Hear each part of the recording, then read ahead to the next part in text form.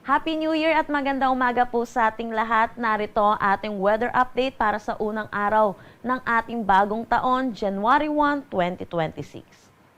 Wala pa rin naman tayong minomonitor na anumang bagyo or low pressure area sa loob at labas ng ating Philippine Area of Responsibility. Pero nananatili itong northeast monsoon natin ay umiiral dito sa may northern at central Luzon. Samantala, meron din tayong easterlies or yung mainit at maalinsangan na hangin na nanggagaling sa dagat Pasipiko na umiiral naman dito sa malaking bahagi ng ating bansa.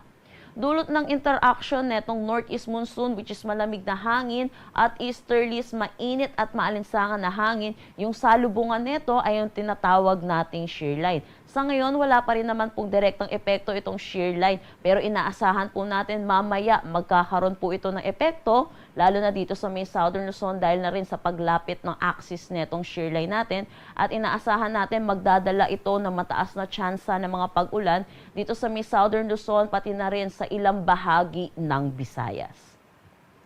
Para sa magiging panahon natin ngayong araw dito sa Luzon, dulot nga po netong shear line, yung paglapit netong axis neto, inaasahan natin mataas ang tsansa ng mga kalat-kalat na pag-ulan dito sa buong Bicol Region, Mimaropa at dito sa may Quezon. So pinapaalalahanan po natin mga kababayan po natin, mag-ingat po sa mga posibilidad ng mga flash flood at mga pagguho ng lupa, dulot na rin ng moderate to at times heavy rains na posible nilang asahan. Para naman dito sa Metro Manila at nalalabing bahagi ng Luzon, magiging maaliwalas naman ang ating panahon. Asahan natin ang bahagya hanggang sa maulap na papawirin na may mga isolated light rains. Para sa ating agwat ng temperatura dito sa Metro Manila, 23 to 31 degrees Celsius. For Lawag at Tuguegarao, 20 to 30 degrees Celsius. For Baguio, 14 to 24 degrees Celsius. Tagaytay, 21 to 29 degrees Celsius.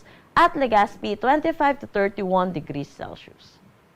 Para naman dito sa may Palawan at Western Visayas, inaasahan natin makakaranas din sila ng kalat-kalat na pag-ulan dulot din netong shear line. Pero para naman sa nalalabing bahagi ng Visayas at buong Mindanao, maaliwalas na panahon naman ang kanilang aasahan, pero asahan din po natin yung init at alinsangan, lalo na sa tanghali hanggang hapon na may mataas na tsansa ng mga localized thunderstorm pagdating sa hapon at sa gabi.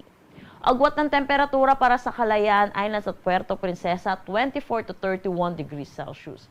Para sa Cebu, asahan natin na 26 to 31 degrees Celsius. Tacloban, 25 to 31 degrees Celsius. Cebu, 25 to 30 degrees Celsius.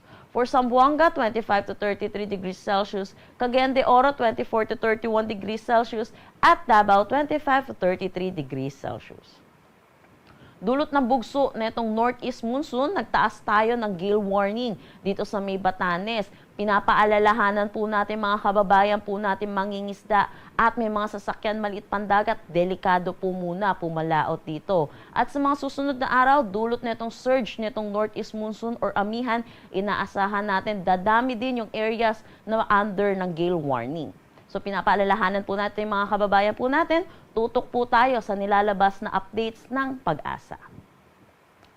Ang sunrise mamaya ay 6:21 AM at ang sunset mamaya ay 5:37 PM.